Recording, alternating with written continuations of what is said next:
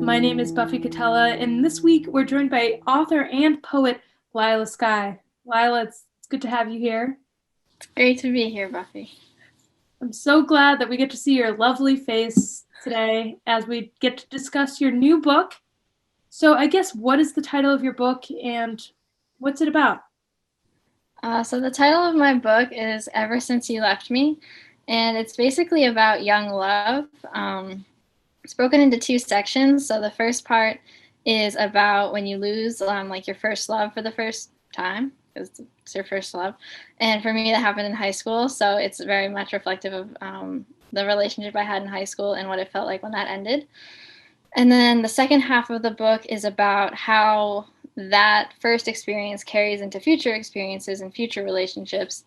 And so it's really a book about growing from relationships and what you learn and how relationships are interconnected. It's not like we have one experience and then a totally different experience that's unrelated.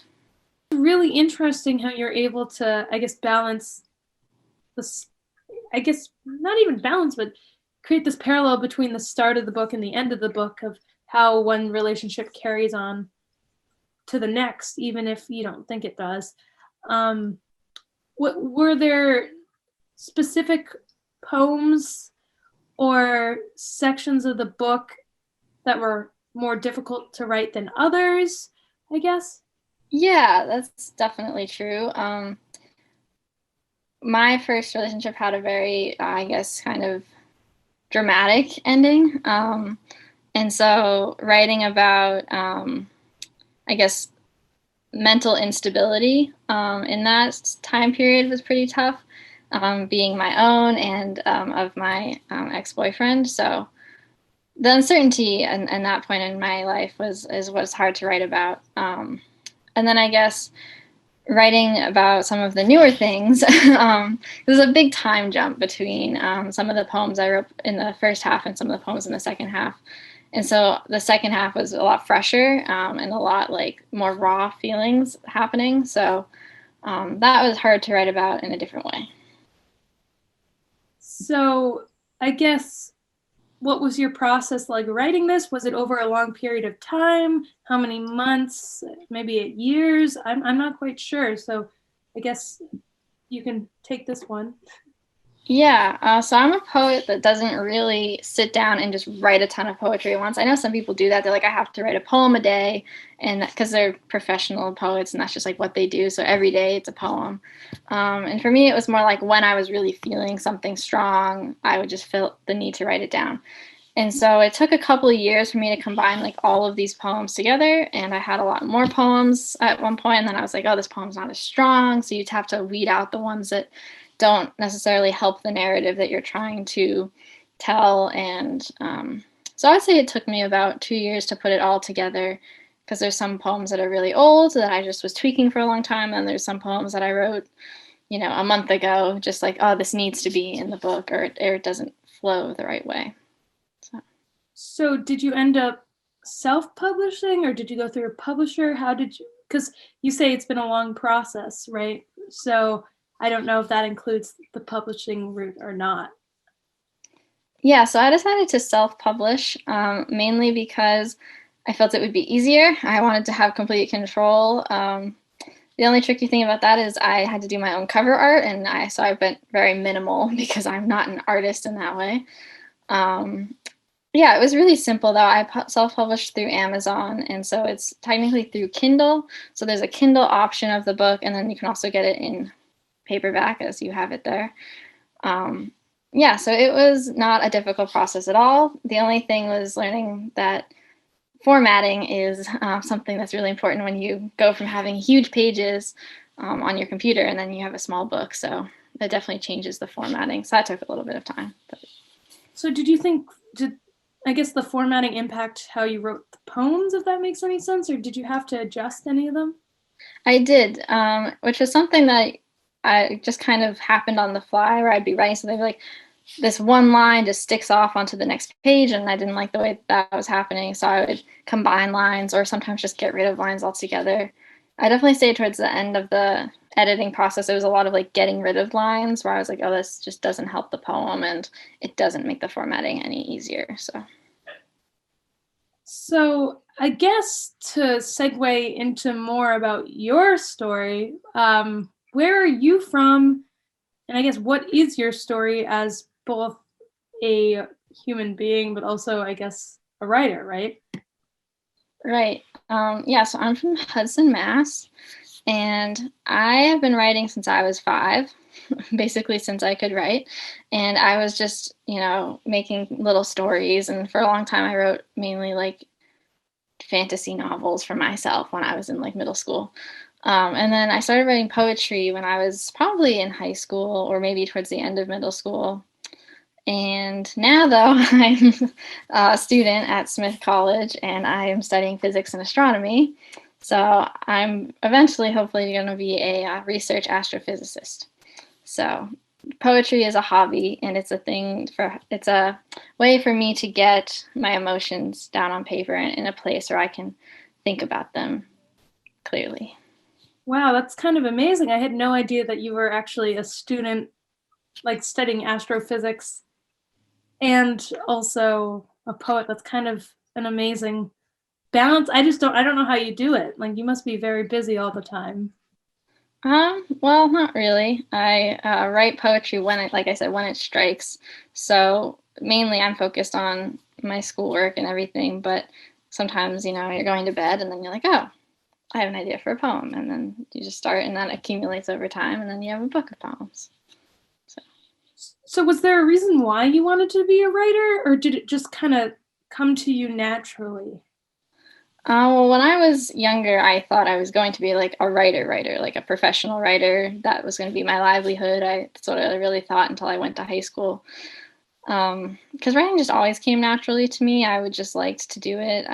It was kind of a way for me to just get my imagination like running wild, and um, I guess I just never stopped writing. I think if you like something from a young age, sometimes you just never really stop, even if you realize, oh, I don't think I want to be a professional author writing books 24/7, but still has a place in your life.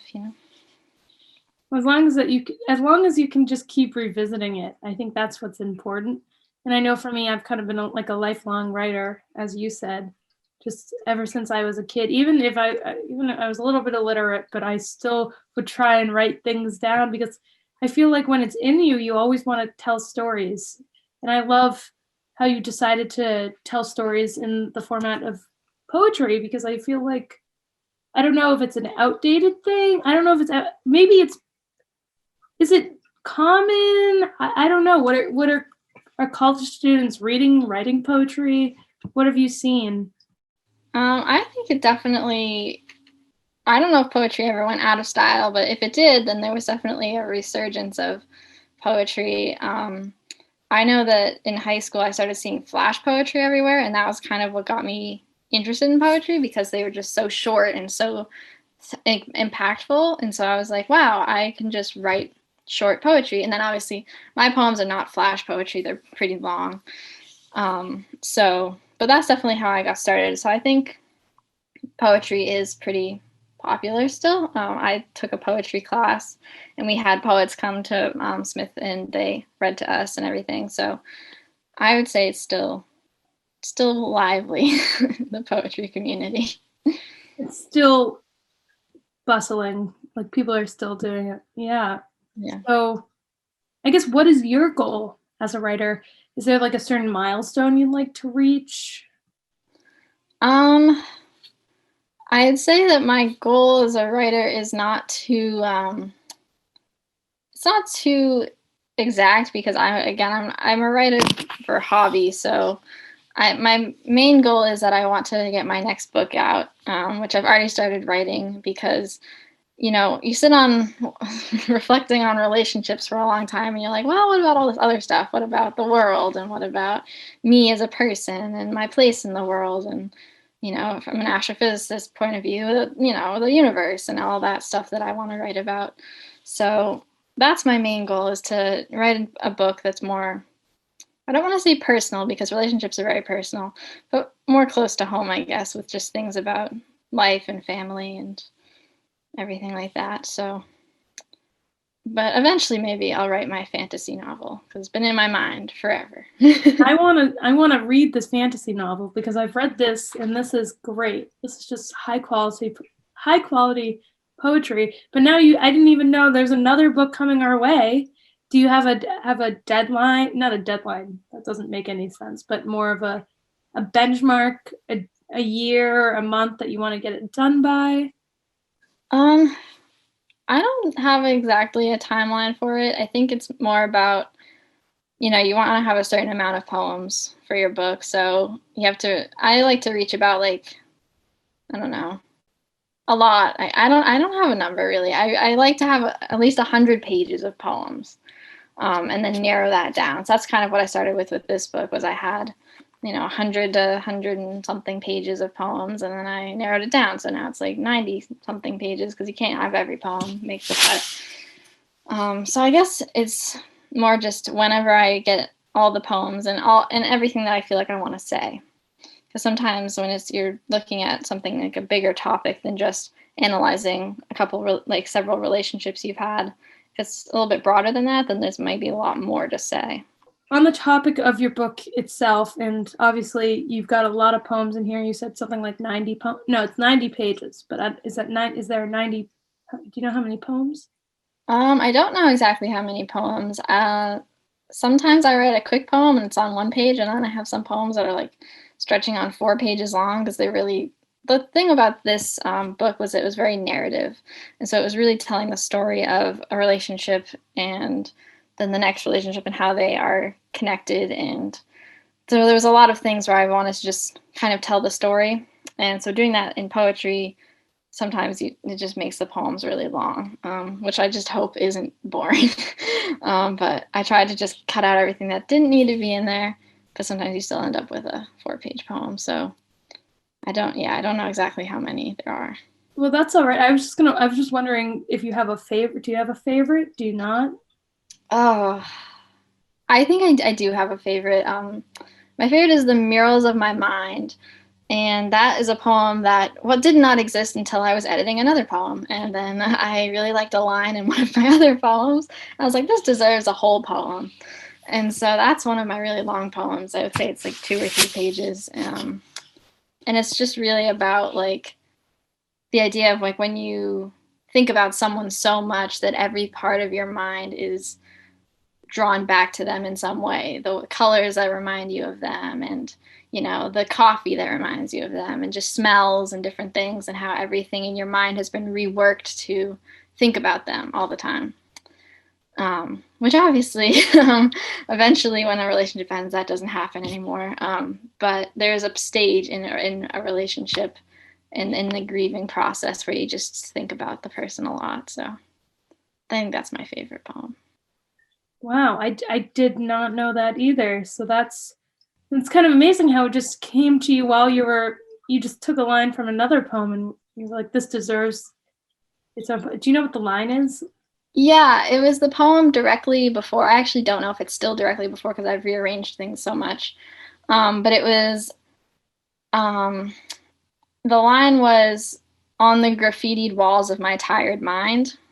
So it was about this idea of taking away days of them not being in your life, and that just happening in your mind. And then I just decided, well, the graffitied walls of my mind. And so then I started thinking about, if I had murals in my mind, what would they be of? And so it's interesting because it kind of became its own thing where the murals of my mind has like this sense that you're in a place and there's also walls around you. So I don't know exactly anymore like what the murals are and what is actually just the mind itself, and it all kind of bleeds together. So That's very poetic. You're a poet. So I guess did I was gonna say who I was gonna ask who your favorite poet is, but I think it's more appropriate to ask, is there a poet that you drew inspiration from with this? Does that make any sense? yeah, for this specific book, I would say I didn't really draw a lot of inspiration from other poets. Um, but there is a poet I really admire, which is Nikita Gill.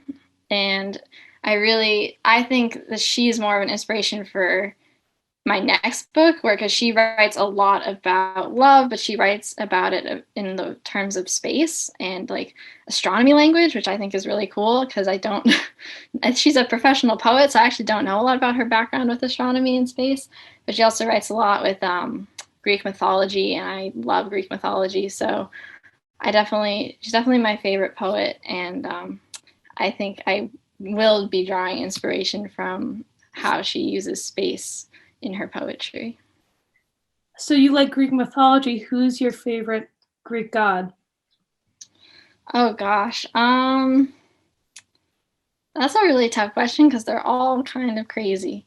Um, I always really liked Aphrodite, I think just because she was cool, and as a Girl Scout, I had to play her in international fair. We were Greece and we all were the Greek gods. So, but I don't know, they're all interesting. And I guess I also really like Athena because she's wise, and what's not to like about a strong woman. So Athena's great. I think she's super cool, and the fact that she was born out of Zeus's head, idea, yeah. yeah, out of his head. So cool. I'm a big Poseidon gal myself. I love the ocean, so I think that's super cool too. But not on the topic of Greek gods. Back to your wonderful book that I cannot say I cannot stop talking about it. I think it's great. Is there anything else you want to talk about before we wrap this up? Anything about, I guess, the book itself that we didn't touch on? I guess I would say that the book is probably, I envisioned it for being for younger readers of maybe like, people in college and high school who are going through their first love experiences. But I have had family members who are all older than me. They're in their 30s. They have read it and they've all enjoyed it. So I think there's something in it for everyone, because I think sometimes we're too young to process our first love when it's happening, and it kind of sticks with us for a long time.